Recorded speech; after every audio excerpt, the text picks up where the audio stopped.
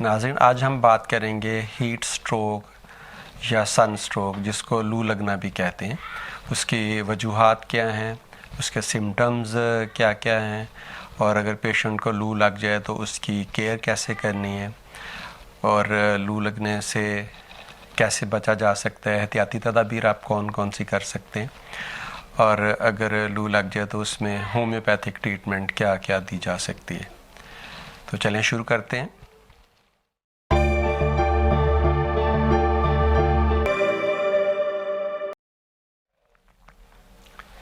बिस्मिल्लाहिर्रहमानिर्रहीम। अस्सलामुअलैकुम नाज़रीन, मैं हूं डॉक्टर शाहिद नदीम, होम्योपैथ। आज हम बात करेंगे हीट स्ट्रोक के बारे में। जैसा कि आप जानते हैं कि सेंट्रल एशिया के ममालिक में गर्मियों के मौसम में जो टेम्परेचर है वो काफ़ी हाई हो जाता है, तकरीबन 45 समटाइम 50 डिग्री सेल्सियस तक जो है ना वो चला जाता है।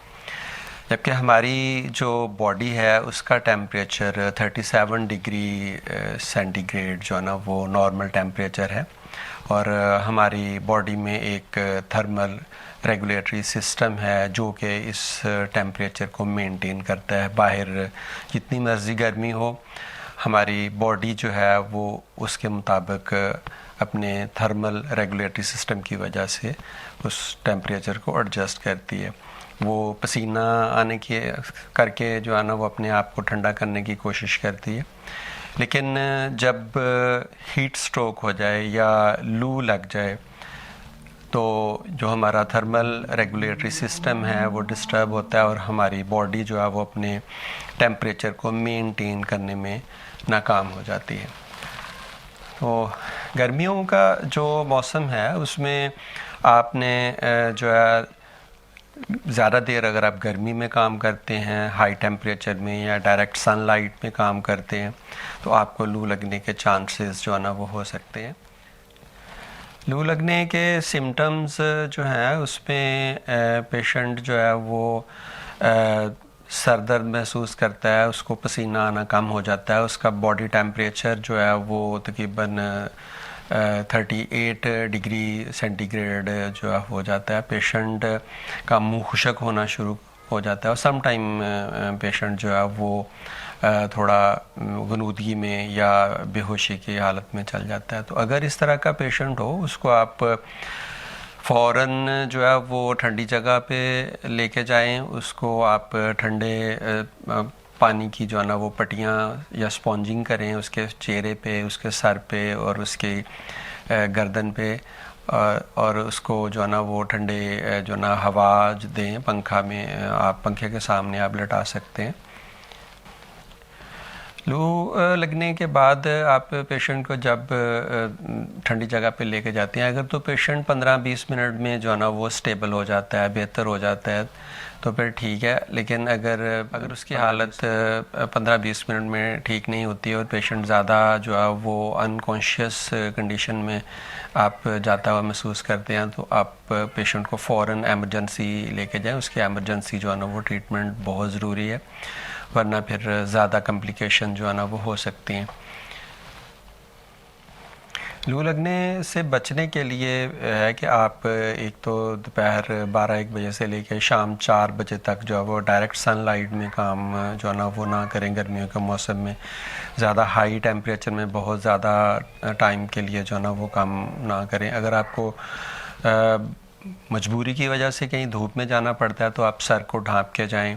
गर्दन जो है ना आप उसका पिछला हिस्सा जो है वो भी कवर होना चाहिए। हो सके तो कपड़ा जो है वो थोड़ा गीला करके जो आप सर पे रख सकते हैं। पानी का इस्तेमाल गर्मियों में ज़्यादा करें ताकि आपको डिहाइड्रेशन ना हो, आपको जो पसीना है वो सही तरीके से आए, तो फिर लू लगने के चांसेस जो हैं वो कम हो सकते हैं।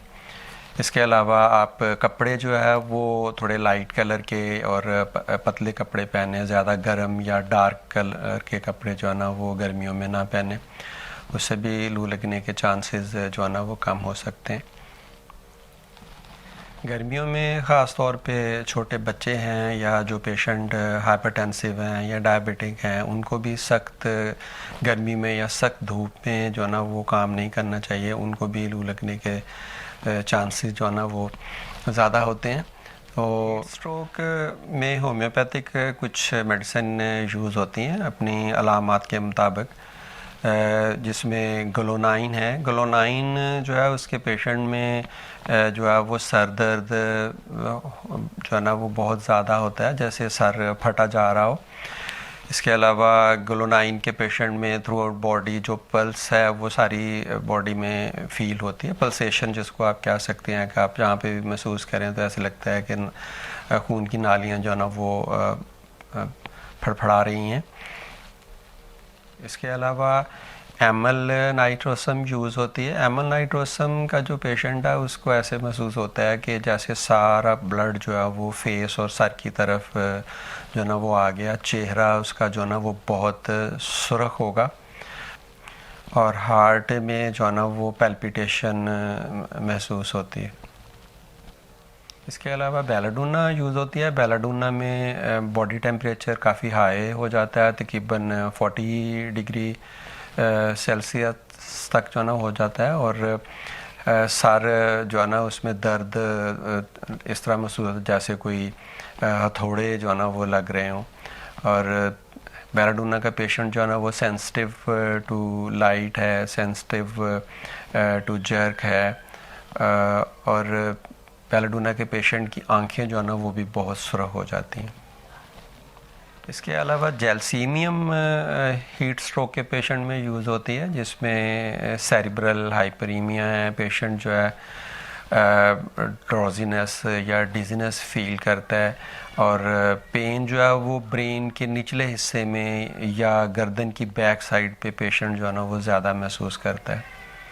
हीट स्ट्रोक में लेक्सिस जो है वो भी यूज़ की जाती है। लेक्सिस के पेशेंट की एक बहुत ही इम्पॉर्टेंट सिम्टम है कि उसके पेशेंट का जो फेस है वो बहुत येलोइश होगा, ज़र्द रंग होगा उसके फेस का। पेशेंट के जो हेडेक है वो सर के बाएं हिस्से में वो ज़्यादा दर्द जो है ना महसूस करता है, और लेक्सिस के पेशेंट का जो सर दर्द है वो नींद के बाद जब वो उठता है तो उसको ज़्यादा दर्द होता है, बजाय इसके कि नींद के बाद वो आराम महसूस करे। हीट स्ट्रोक में नेट्रम कार्ब जो है वो भी यूज़ होती है, ख़ास तौर पे क्रॉनिक केसेस में जिनमें पहले हीट स्ट्रोक हो चुका है, और वो पेशेंट जब भी दोबारा गर्मी में या धूप में जाता है उसको सर दर्द होता है, तो उन पेशेंट में नेट्रम कार्ब जो ना वो यूज़ करवाई जाती हैं। तो ये कुछ इम्पॉर्टेंट मेडिसन हैं होम्योपैथिक जो हीट स्ट्रोक या सन स्ट्रोक में इस्तेमाल होती है। इसके अलावा और भी है मेडिसन जो अकॉर्डिंग टू अलामत यूज़ की जा सकती हैं। तो आज के टॉपिक के बारे में ये कुछ अहम मालूमात थी जो मैंने आपके साथ शेयर की हैं।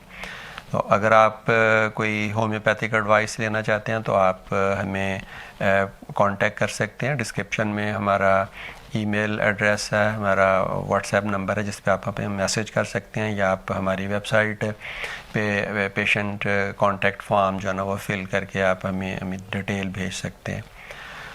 नाज़रीन, अगर आपको ये वीडियो अच्छी लगी हो तो इसको लाइक कीजिएगा, शेयर कीजिएगा और कमेंट कीजिएगा। तो इंशाल्लाह आपके साथ फिर एक नई वीडियो के साथ मुलाकात होगी। तब तक के लिए अपना और अपनी फैमिली का ख्याल रखिए। अल्लाह हाफ़िज़।